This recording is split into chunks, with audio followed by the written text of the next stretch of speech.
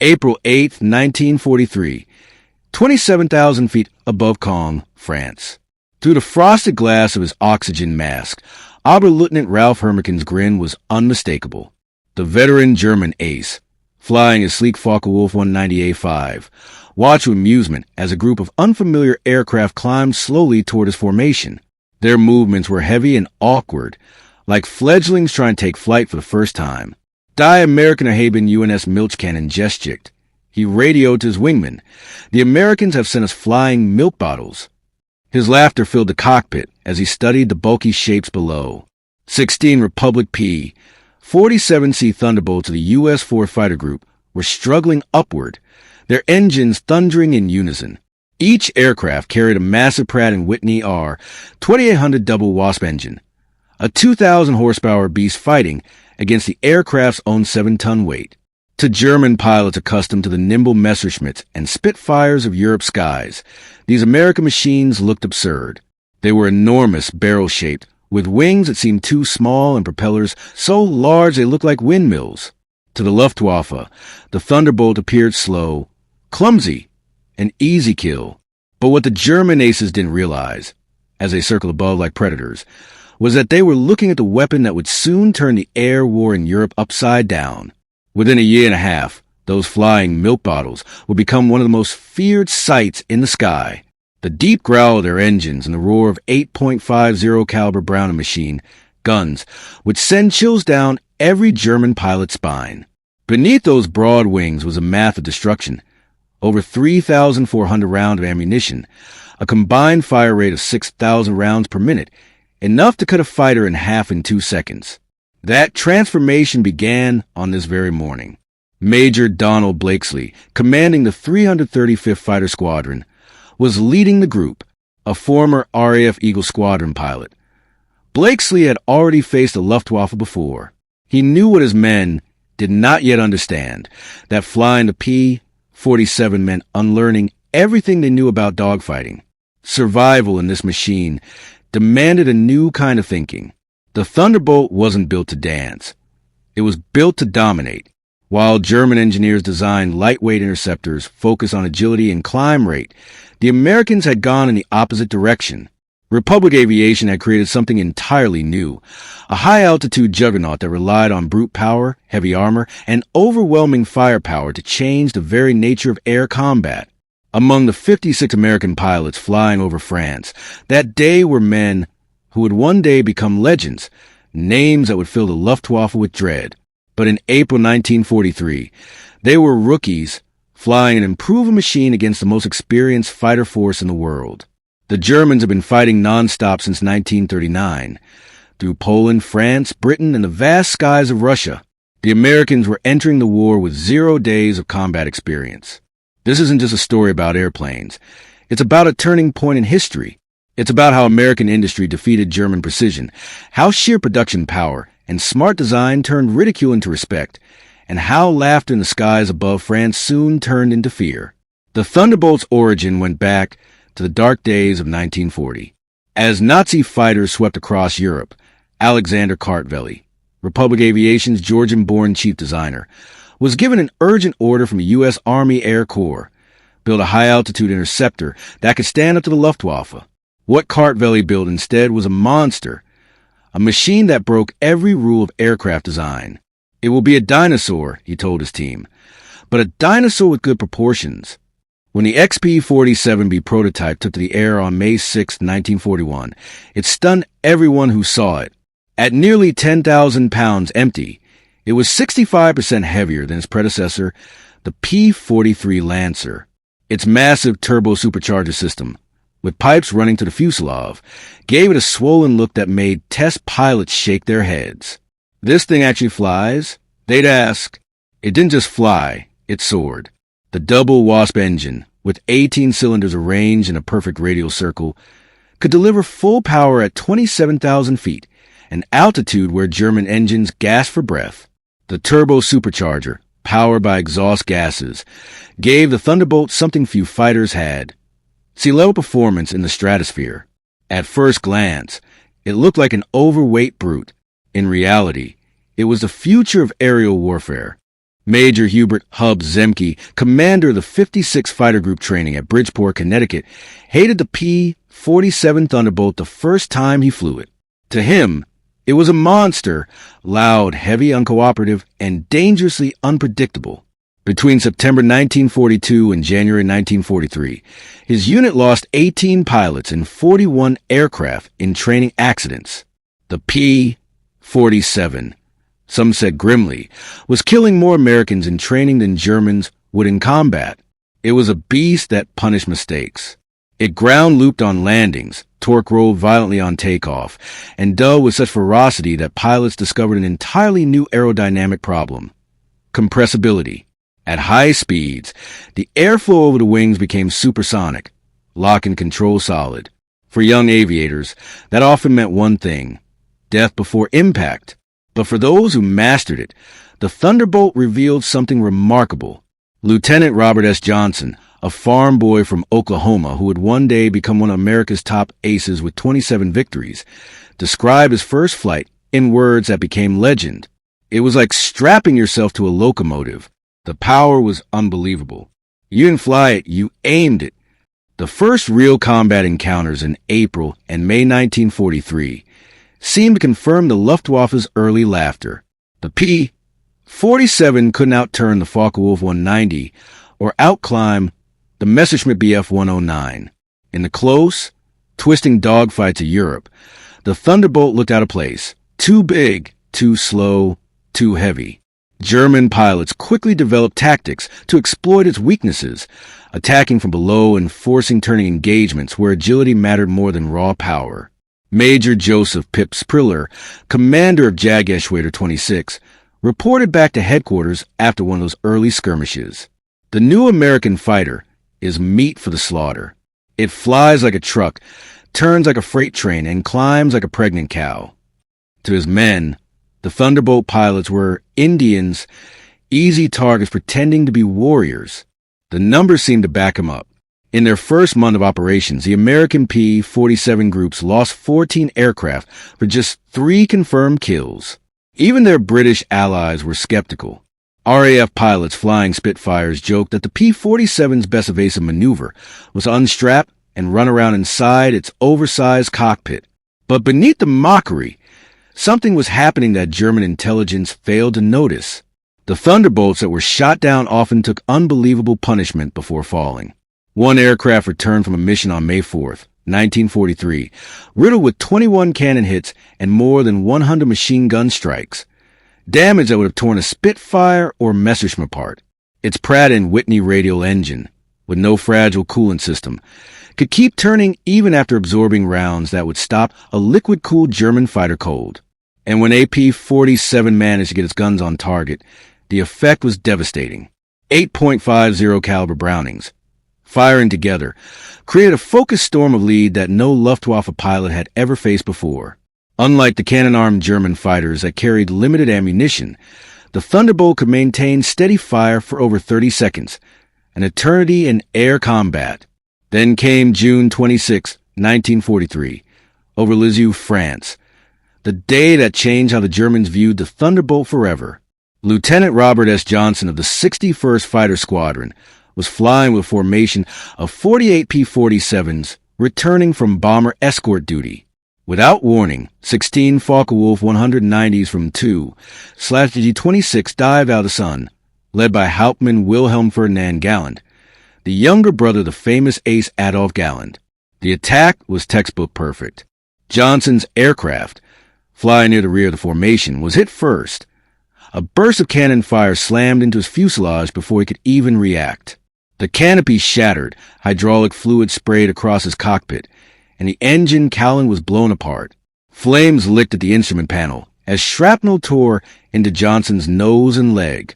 He reached for the canopy release to bail out, but it wouldn't move. A cannon shell had exploded in the track, fusing it shut. He was trapped inside a dying airplane at 27,000 feet. Then, something unbelievable happened. Despite having no forward visibility through an oil-smeared windscreen, an engine that shook violently with every revolution, and control cables half-severed, Johnson somehow leveled the Thunderbolt and turned toward England. The aircraft, riddled with holes and leaking fluids, refused to die. But his ordeal wasn't over. A lone Focke-Wulf 190, piloted by an unidentified German from 2/JG-26, spotted the crippled Thunderbolt limping toward the channel at barely 170 miles per hour. What followed became one of the most extraordinary duels in aerial warfare. The German closed in and fired 420mm cannon and two 13mm machine guns. Explosions rocked Johnson's P-47 again and again. He could do nothing but hunch behind the armor plate and pray. When the German ran out of cannon shells, he circled and fired his remaining machine gun ammunition. The Thunderbolt still refused to fall. Finally, the enemy pilot pulled alongside, close enough for Johnson to see his face through the shattered canopy. A young man, blonde hair visible beneath his helmet, staring in disbelief at a plane that should not still be flying. The German's expression shifted from triumph to confusion to something like respect. He shook his head slowly, raised his hand in salute, and peeled away toward France. Johnson somehow brought the Thunderbolt home, crash landing at Manson Airfield as the engine finally seized. The crew chief stopped counting bullet holes after 200. One 20mm shell had detonated inches from Johnson's head. Another had exploded against the armor behind his seat. The control cables were half cut. The aircraft was barely holding together, yet it had flown all the way home. That day, the myth of the flying milk bottle died. The Germans learned that the Thunderbolt wasn't just big, it was indestructible. 3 of the Thunderbolt's 4 main longerons, the structural backbone of the fuselage, had been shot clean through, yet the aircraft had brought Lieutenant Robert Johnson home. When engineers examined the wreckage, what they found defied belief. The damage was catastrophic, and still, the plane had flown hundreds of miles, landed safely, and protected its pilot. Word spread quickly through the U.S. Army Air Forces. The Thunderbolt wasn't just tough, it was nearly indestructible. German intelligence, receiving combat reports from Jag 26, refused to believe them at first. No aircraft, they insisted, could take that much punishment and stay airborne. But the testimony of multiple German pilots confirmed the impossible. The Americans had built something extraordinary. By July 1943, American pilots were finally beginning to understand how to fight with their new machine. Lieutenant Colonel Hub Zemke, commander of the 56 Fighter Group, discovered the Thunderbolt's real potential through hard lessons and heavy losses. His advice became the doctrine for every pilot who followed. Don't turn with them. Don't climb with them at low altitude. Use your weight. Use your power. Use your guns. The P-47's greatest weakness, its massive weight, had now become its most fearsome strength. In a dive, the Thunderbolt was unmatched. From 30,000 feet, it could reach 550 miles per hour, faster than any German fighter could safely achieve, even in a vertical plunge. And when that dive ended, the Thunderbolt's immense momentum could be turned back into altitude through a zoom climb that left pursuing Messerschmitts and Focke-Wulfs far behind. Captain Walker Bud Mahurin, one of the first American aces in Europe, refined these tactics into what became known as boom and zoom. Pilots had another name for it, the Thunderbolt Turkey Shoot. Rather than engaging in tight-turning dogfights, P-47 formations would climb to 30,000 feet, higher than most Luftwaffe fighters could operate effectively. When enemy aircraft appeared below, the Americans would roll inverted and dive at incredible speed. By the time the Germans saw them coming, it was already too late. At the bottom of those dives, 8.50 caliber Brownings unleashed a storm of lead so dense that survivors described it as flying into a wall. Aircraft caught in that convergence zone didn't just go down, they disappeared. The full destructive power of the P-47 became clear on August 17, 1943, during the famous dual raid on Schweinfurt and Regensburg, the deepest American bomber penetration into Germany at that time. Major David Schilling, leading the 62nd Fighter Squadron, encountered formation of Messerschmitt Bf 110 Zerstorer heavy fighters preparing to attack a group of B-17s. The German twin-engine aircraft, loaded with heavy cannons and rockets, were designed to slaughter bombers, but they were slow, cumbersome, and deadly only when unopposed. Schilling's four Thunderbolts rolled over from 28,000 feet and dove like meteors. One surviving German gunner, Heinrich Roth, later described the attack during interrogation. The American fighters came down like hammers from heaven. I fired at 800 meters. Good hits. I saw a round strike his wing, but the P-47 didn't even flinch. Then he fired. The aircraft ahead of us simply exploded. Not shot down, destroyed. Wings, tail, everything gone in 2 seconds. In less than a minute, 8 Messerschmitt 110s were obliterated. Each P-47 carried 425 rounds per gun, 3,400 rounds total, weighing nearly 900 pounds. When all 8 guns converge at a range of 300 yards, they focus on a 6-foot wide zone of pure destruction. Anything caught that was shredded by 100 half-inch projectiles every second, each traveling at nearly 2,900 feet per second. This was industrial warfare, expressed through mathematics and metallurgy. While German fighters carried limited ammunition, often just 120 to 200 rounds for their 20mm cannons, American pilots could hold the trigger for over half a minute, delivering continuous, overwhelming fire. The mix of armor-piercing, incendiary, and tracer rounds meant that when the Thunderbolt hit something, it didn't just puncture, it ignited. Lieutenant Colonel Francis Gabby Gabreski, who will become America's top ace in Europe with 28 victories, described the effect simply. When you hit them with all 8 guns, they don't just go down, they explode. I saw a 109 cut clean in half. The tail went one way, the wings another.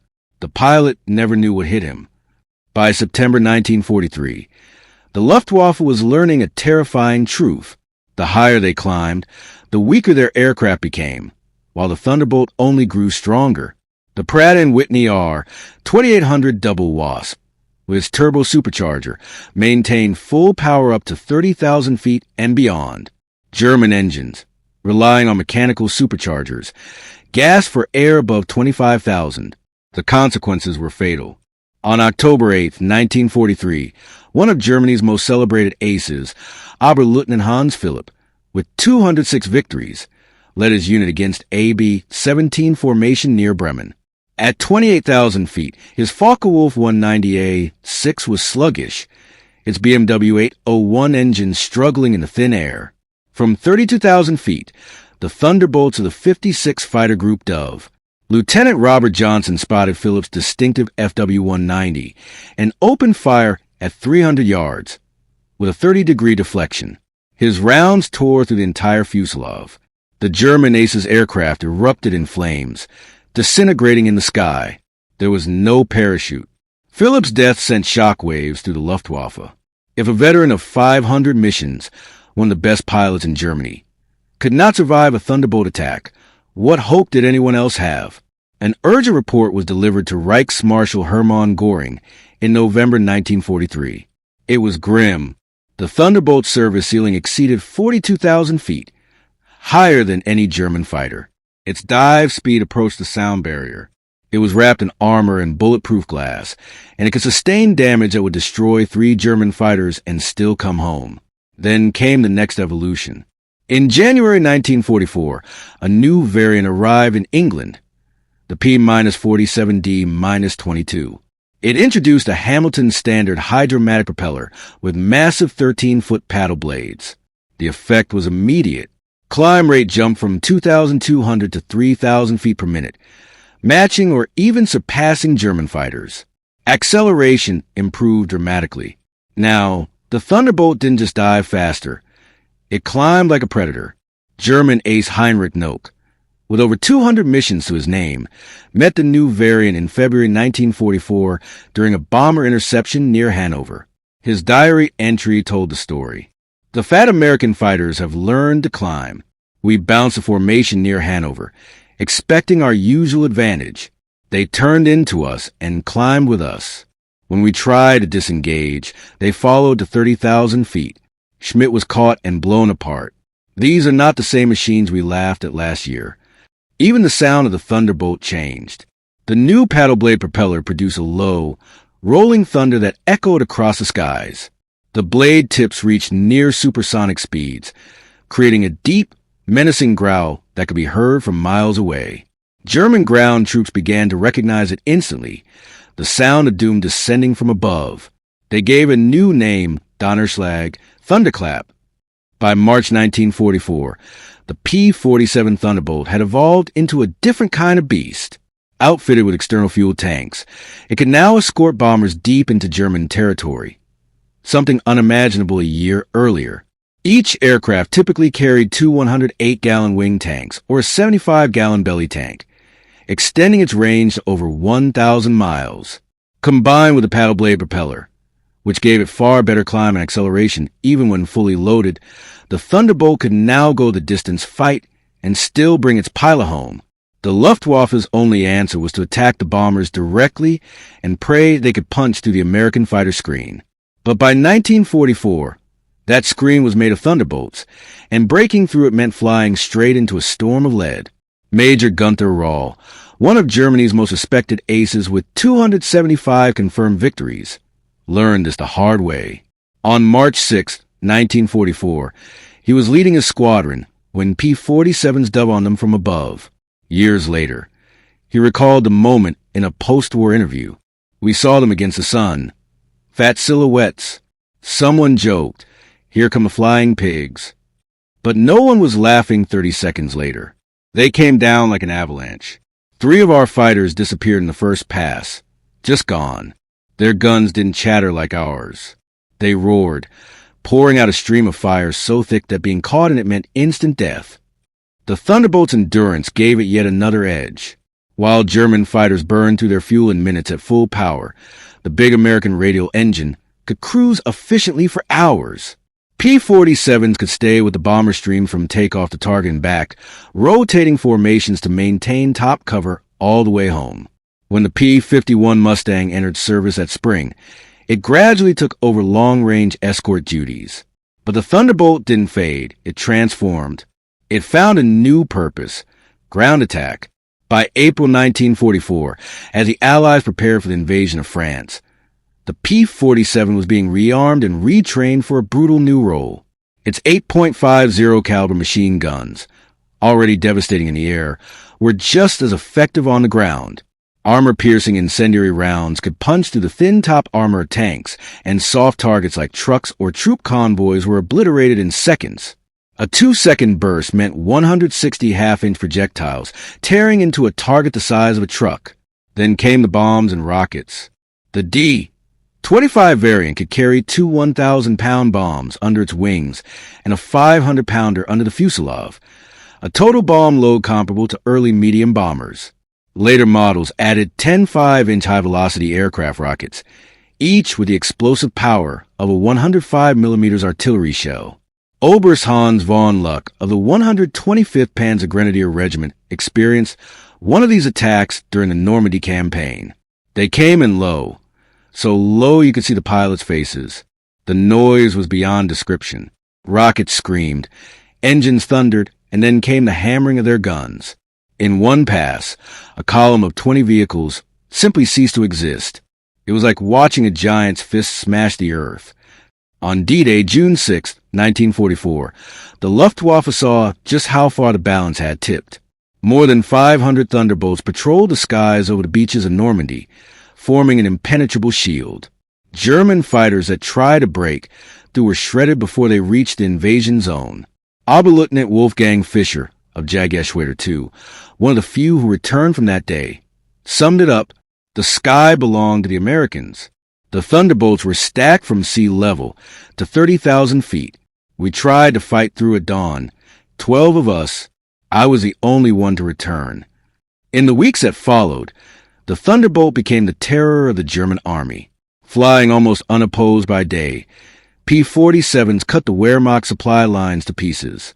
In June 1944 alone, 9th Air Force Thunderbolts destroyed 651 locomotives, nearly 4,000 trucks, over 500 armor vehicles, and more than 4,500 horse-drawn wagons. The German army was forced to move only at night, crippling their mobility and response. No countermeasures seemed to work. Heavier armor slowed their vehicles. New camouflage fooled no one, and even the deadly 88mm flak gun struggled to track the Thunderbolts streaking in at low altitude. The Luftwaffe had lost the skies, and now the German army was losing the ground beneath them. While Europe burned, the P-47 was also proving itself in the Pacific. The 348 Fighter Group, operating from New Guinea, found the aircraft perfectly suited to the long ranges and brutal conditions of the Pacific War. Colonel Neil Kirby, the group's commander, developed new tactics for the region. On October 11, 1943, leading just 4 P-47s against 40 Japanese planes near Wewak, he shot down 6 in one mission, a feat that earned him the Medal of Honor.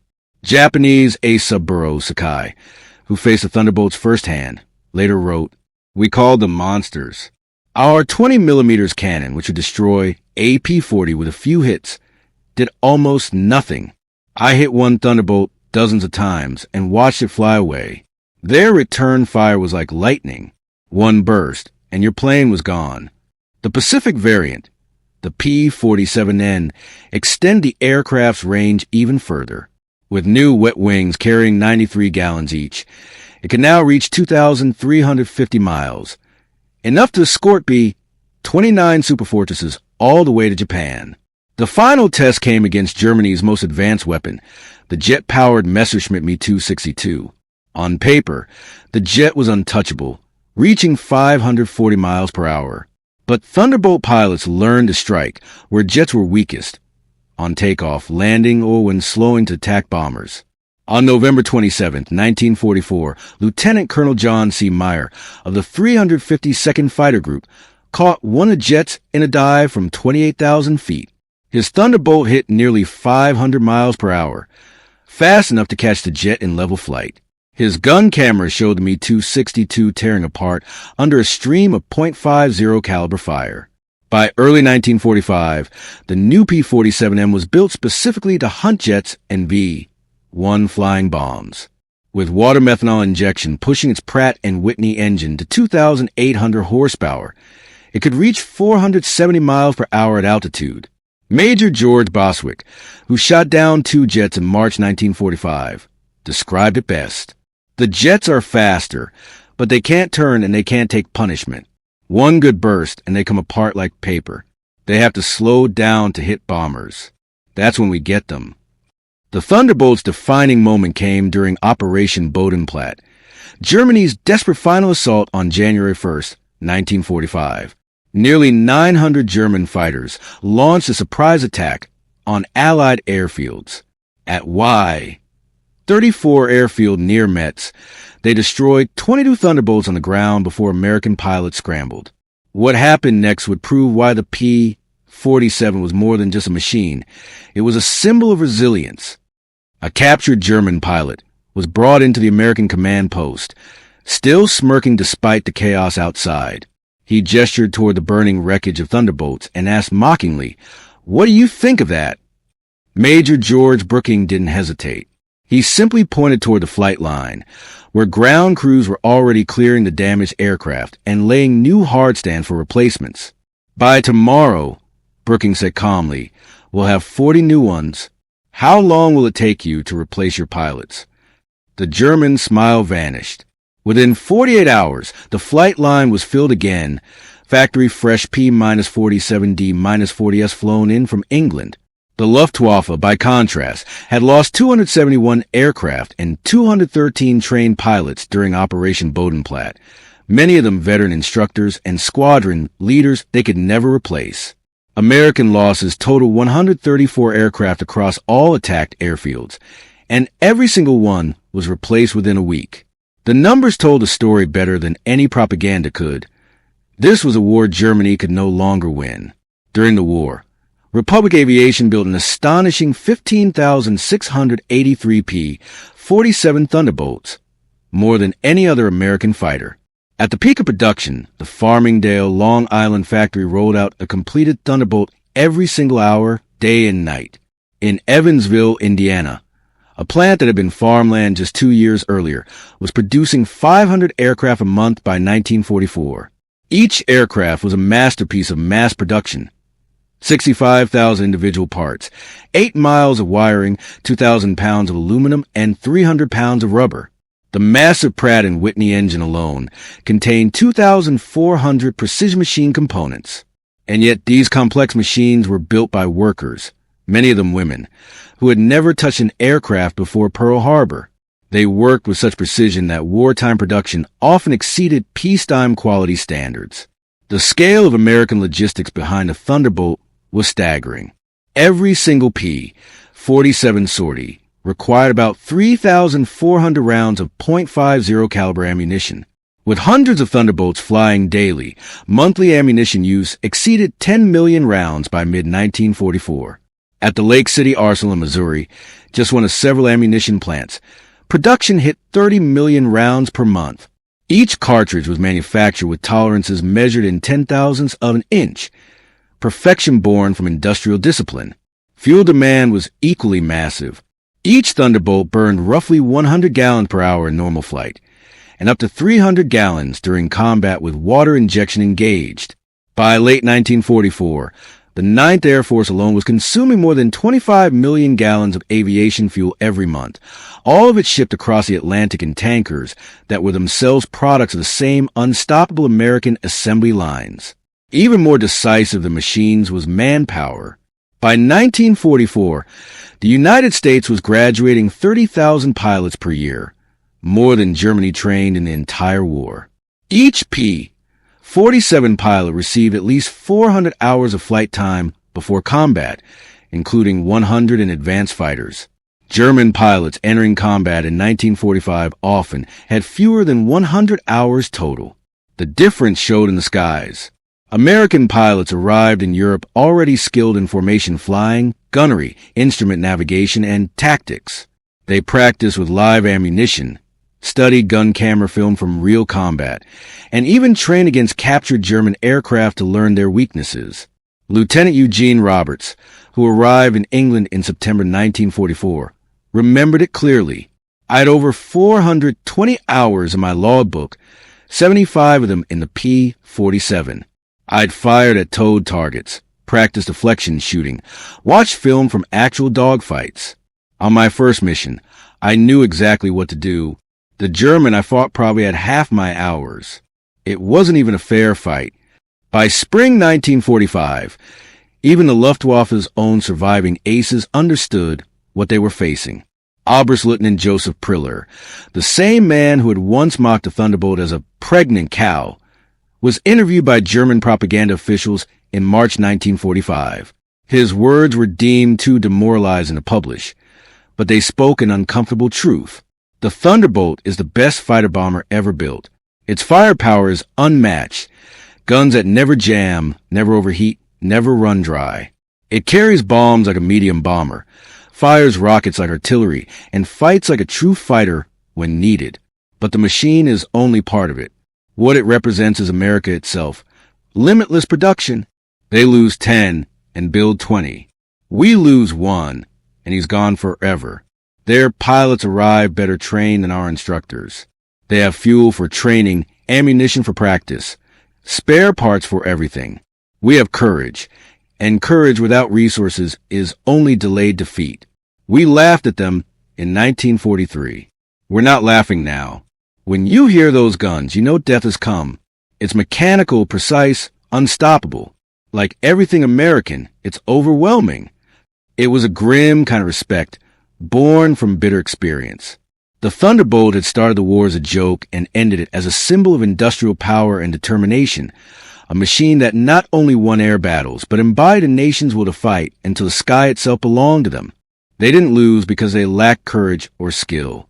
They lost because they were buried under an avalanche of steel, lead, and American industry. By April 1945, the Luftwaffe existed mostly on paper. Fuel shortages grounded what few planes remained. Experienced pilots were gone, dead, captured, or too exhausted to fly. The airfields that once roared with the sound of engines were now cratered wastelands. But even if Germany had fuel and aircraft, it wouldn't have mattered. Every mission meant facing formations of P-47 Thunderbolts that ruled the skies from treetop level to 40,000 feet. Feldwebel Klaus Brechner, one of the last German pilots trained in 1945, flew a single combat mission before the war ended. His encounter over Leipzig lasted only 12 seconds. I saw them diving from above, for thunderbolts in perfect formation. I tried to turn, but they were too fast. The leader opened fire from 500 meters. My aircraft shuddered like it had been hit with hammers. The engine exploded. The wing tore away. I barely escaped. In the parachute, I watched them destroy my entire squadron. 6 fighters gone in under a minute. The sky rained fire, aluminum, and bodies.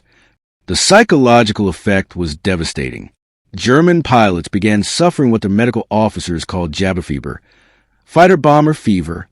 Veterans who had fought Spitfires and Hurricanes without flinching became physically sick when they heard thunderbolts were in the area. Ground troops learned that the sound of distant engines meant one thing: find cover or die.